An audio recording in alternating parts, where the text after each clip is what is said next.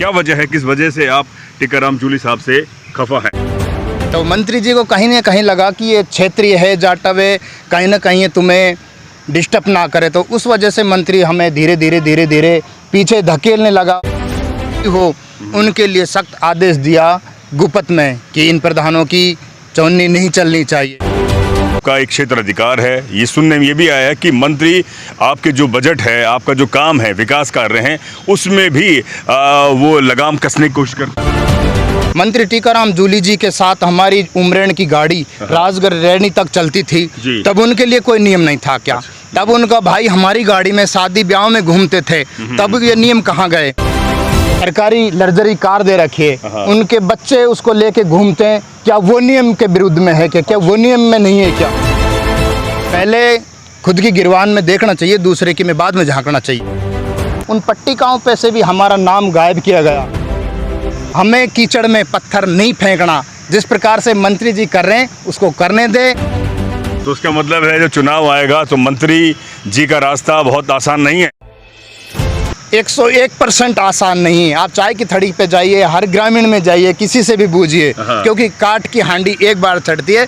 अब की बार मंत्री जी अपने गोड़ बिस्तर होने तय है। तो मंत्री जी ने आपसे ब्लैंक चेक लिया, क्या ये सही है? हाँ, सही है। नमस्कार, मैं डॉक्टर महेश वर्मा। राजस्थान में विधानसभा चुनाव होने वाले हैं साल के अंत में, और लगातार सरगर्मियां भी तेज हो गई हैं, और अब इसी के मद्देनज़र अलवर में भी बयानबाजी जारी है। मेरे साथ यहाँ पर उमरेन पंचायत समिति के प्रधान दौलतराम जाटव हैं, जो खफा हैं अपने ही क्षेत्र के जो कैबिनेट मंत्री हैं और अपने ही क्षेत्र के ग्रामीण के विधायक टीकाराम जूली जी से खफा हैं, और उनसे जानते हैं कि आखिर वजह क्या है, क्या वजह है, किस वजह से आप टीकाराम जूली साहब से खफा हैं? जी देखिए, मैं क्षेत्रीय हूँ, लोकल हूँ, तो उनको लगा था कि हम जब उनके साथ हमने बिना स्वार्थ के उनसे कंधे से कंधा मिला के दोनों प्रधानों ने उनका साथ दिया, तो जब भी मंच के अंदर जाते तो जैसे भी हमारे अंदर जो भाषण वगैरह देते थे तो हम लोगों की एक तरह से पसंदीदा हो गए। तो मंत्री जी को कहीं ना कहीं लगा कि ये क्षेत्रीय है, जाटव है, कहीं ना कहीं तुम्हें डिस्टर्ब ना करे, तो उस वजह से मंत्री हमें धीरे धीरे पीछे धकेलने लगा और हमारे कहने से कोई भी कार्य नहीं किया। क्योंकि जो छोटा भी कार्यकर्ता छोटा बड़ा नहीं होता, लेकिन आज हमारे कहने से मंत्री टीकाराम जूली जी ने कोई ट्रांसफ़र नहीं किया, और हमारे कहने से जो जितने भी कर्मचारी विभाग के कोई भी हो, उनके लिए सख्त आदेश दिया गुपत में कि इन प्रधानों की चौनी नहीं चलनी चाहिए, ताकि इनको समाज के अंदर इनकी कम बूझ होनी चाहिए।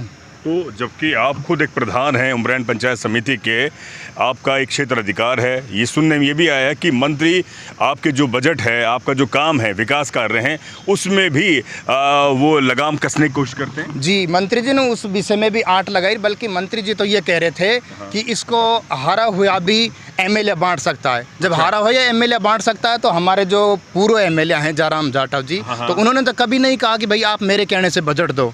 अगर पूर्व एमएलए, अगर हारा हुआ एमएलए बजट के लिए कहता, तो शायद जयराम जाटव भी हमसे इस विषय में कहता कि मेरे कहने से बजट दो।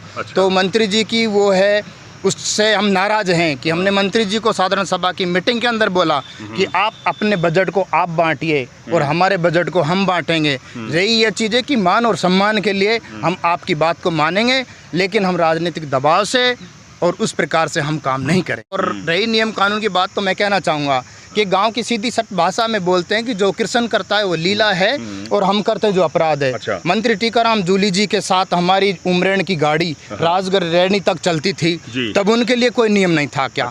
तब उनका भाई हमारी गाड़ी में शादी ब्याह में घूमते थे, तब ये नियम कहाँ गए? और मैं कहना चाहूँगा कि राजस्थान सरकार ने, सीएम अशोक गहलोत जी ने जो उनके लिए सरकारी लग्जरी कार दे रखी है, उनके बच्चे उसको लेके घूमते हैं, क्या वो नियम के विरुद्ध में है क्या? वो नियम में नहीं है क्या? अच्छा। तो जिस प्रकार से नियम है, नियम की हम पालना करेंगे, लेकिन खुद को भी नियम का पालन करना चाहिए। पहले खुद की गिरवान में देखना चाहिए, दूसरे की में बाद में झांकना चाहिए। पहले आप मंत्री के साथ हर सभा में जाते थे, लेकिन अब ये चुनाव जो आ रहे हैं, आचार संहिता बहुत जल्दी लगने वाली है, 2 महीने बचा है, क्या वजह है कि बजट इसका मेन मुद्दा है कि जो बड़ा बजट है, जो विकास कार्य आपको लगाना चाहिए क्षेत्र के अंदर, उसको लेकर है, या कुछ और आपकी उनसे नाराज़गी है? नहीं, वो धीरे धीरे नाराज़गी है पूरे क्षेत्र के अंदर। जिस प्रकार से उनकी नाराज़गी है पूरे क्षेत्र के अंदर, उनका जो हमारे जो पट्टिकाओं के अंदर क्षेत्र के अंदर जो कार्य होता था, उन पट्टिकाओं पे से भी हमारा नाम गायब किया गया। लेकिन उस प्रकार से हर समाज के अंदर वो रोष है, क्योंकि प्रधान तो हमारे क्षेत्र के हैं। ऐसे में मंत्री जी को गलती नहीं करनी चाहिए, प्रधान का नाम लिखना चाहिए। लोगों ने हमसे कहा कि आप संघर्ष करो, हम तुम्हारे साथ हैं, लेकिन हमने लोगों से कहा था कि हम जनता के साथ हैं, जनता के साथ रहेंगे, हमें कीचड़ में पत्थर नहीं फेंकना। जिस प्रकार से मंत्री जी कर रहे हैं उसको करने दें। चुनाव आएगी, उसमें आप जनता हमारे साथ है, चुनाव में जो भी आपको करना है आप उसको जवाब देना है। तो उसका मतलब है जो चुनाव आएगा तो मंत्री जी का रास्ता बहुत आसान नहीं है? 101% आसान नहीं है। आप चाय की थड़ी पे जाइए, हर ग्रामीण में जाइए, किसी से भी पूछिए, क्योंकि काट की हांडी एक बार चढ़ती है। अब की बार मंत्री जी अपने गोल विस्तर होने तय है। आखिरी सवाल, मंत्री कहते हैं कि मैंने पूरे ग्रामीण के अंदर इतना विकास कार्य किया है, इतना 75 सालों में नहीं हुआ। आप जाके पूछिए, हमारा भी नाम बदनाम हो रहा। मैं तो चाहूँगा कि हमारा अगर पत्थर पे नाम नहीं लिखा तो सही है, ताकि हम झूठी घोषणाओं से तो बच सकते हैं। अच्छा। हर ग्रामीण के अंदर पत्थर लगे हुए हैं, ग्रामीण वाले हमसे जवाब मांगते हैं कि भाई आपने उद्घाटन तो कर दिए, पत्थर लगा दिए, लेकिन ये काम चालू कब होगा? हमने लोगों से कहा काम चालू के तो हमें पता नहीं, ये तो मंत्री जी से पूछिए। यानी कि अब जब कह रहे विकास कार्य नहीं हुआ, अब मंत्री जो आपके बयान है उसके बाद जब इंटरव्यू देखेंगे तो मुझे लगता है कि कहीं ना कहीं दबाव तो आएगा। नहीं, अब दबाव नहीं, हम सत्यता के साथ हैं, हम कोई झूठी बात थोड़ी कर रहे हैं। अच्छा। आप हर ग्रामीण में जाके देखिए, कोरे पत्थर लगे हुए हैं। जनता इस प्रकार से मुद्दे हमसे उठाती है, लेकिन हमने जनता से कहा कि हम आपके साथ हैं। आप इस सवाल को मंत्री जी से करिए कि कार्य विकास का जो उद्घाटन है 6 महीना पहले हुए थे, लेकिन आज तक कार्य जारी क्यों नहीं हुआ? जमीन पे काम नहीं हुआ। जमीन पे काम नहीं। दौलत जी, सुनने में आया जब आपको प्रधान पद आपको मिलने वाला था, या जब आपकी उसमें लगा आपका प्रयास कर रहे थे, तो मंत्री जी ने आपसे ब्लैंक चेक लिया, क्या ये सही है? हाँ, सही है।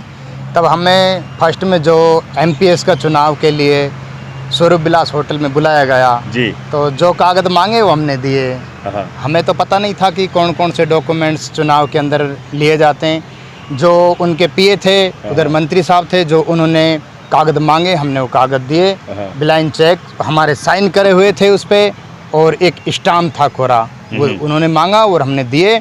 उसके बाद हमने 1-2 बार मांगे भी थे वो, लेकिन जो उनके PA साहब है उन्होंने मना कर दिए कि ये नहीं मिलेंगे। क्यों मांगे ये ब्लैंक चेक और कोरा स्टाम्प पेपर, क्यों, क्या वजह थी? नहीं, इससे उसका क्या करना तो चाहते हैं वो? भाई वो तो मंत्री बताएगा कि उसके मन में क्या थी क्या नहीं थी, या हम पे कोई भरोसा नहीं था, एतबार नहीं था, कोई हम भागने वाले थोड़ी थे। अच्छा। तो हमें तो पता ही नहीं था कि क्यों मंत्री जी ने लिए, हमें इस बारे में नहीं बताया गया। हमसे तो केवल कागज मांगे गए थे, वो हमने कागज दिए। कभी आपने फिर दोबारा कहा कि भाई हमारा ब्लैंक चेक और जो स्टाम्प पेपर वापस करो? जी, कई बार मांगे थे, लेकिन उन्होंने कहा कि ये अभी नहीं मिलेंगे।